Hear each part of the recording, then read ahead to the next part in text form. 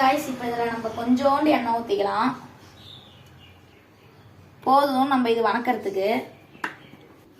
வாங்க गाइस இப்போ நம்ம மாயாஜாலம் பண்ணி அடுப்பு பத்த வைக்கலாம். பாருங்க நம்ம மாயாஜாலம் பண்ணன அடுப்பு எரிஞ்சிச்சு. இப்போ இந்த எண்ணெய் கொதிச்சதுக்கு அப்புறம் உங்களுக்கு கடுகு அந்த மாதிரி ஏதோ போடணும்னா போட்டுக்கலாம். எனக்கு தேவையில்லாதனால நான் போட்டுக்கல. கொஞ்சம் எண்ணெய் சூடானதுக்கு அப்புறம் பாத்தீங்கன்னா நம்ம தாளிச்சு பொடி பொடிசா நறுக்கி வச்ச வெங்காயத்தை போட்டுக்கிட்டு அதுக்கு தக்காளி போட்டு நல்லா வணக்கிக்கணும் गाइस.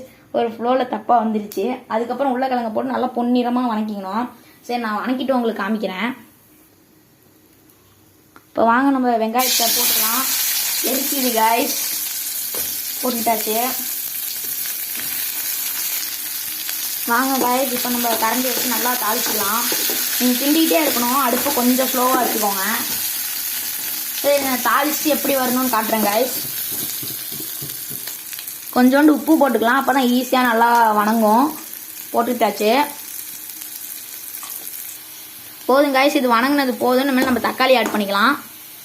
गाइस வாங்க இப்போ நம்ம தக்காளி ஆட் பண்ணிக்கலாம். गाइस வாங்க நம்ம வதக்கலாம். தக்காளி போடும்போது நம்ம வாட்டர்லாம் ஆட் பண்ண தேவையில்ல. தக்காளியில் இருக்க சாரே போதும் இருக்கு. இது கொஞ்சம் நல்லா வணங்கினதுக்கு அப்புறம் கொஞ்சோண்டு ஆயில் சேர்த்து உருளைக்கிழங்கு நம்ம ஆட் பண்ணணும். சரி வாங்க இனிமேல் காட்டுறேன்.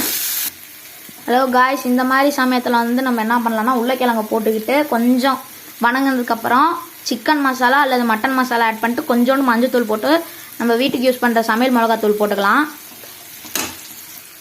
வாங்க गाइस இப்போ நம்ம உருளைக்கிழங்கு ஆட் பண்ணிக்கலாம். வாங்க நம்ம ஆட் பண்ணியாச்சு. நீங்கள் இன்னும் கொஞ்சம் அதிகமாக ப்ரெட்டு சமோசா செய்கிறீங்கன்னா நீங்கள் இன்னும் கொஞ்சம் ஆட் பண்ணிக்கலாம். நம்ம கம்மியாக செய்கிறனால கம்மியாக ஆட் பண்ணிட்டேன். சரி இப்போ வாங்க நெக்ஸ்ட் நம்ம வேலையை பார்க்கலாம். ஹலோ गाइस இந்த மாதிரி வந்துருச்சு. இப்போ வாங்க நம்ம சில்லி பவுடரும் மட்டன் மசாலாவும் ஆட் பண்ணிக்கலாம். ஆட் பண்ணியாச்சு. இனிமேல் வாங்க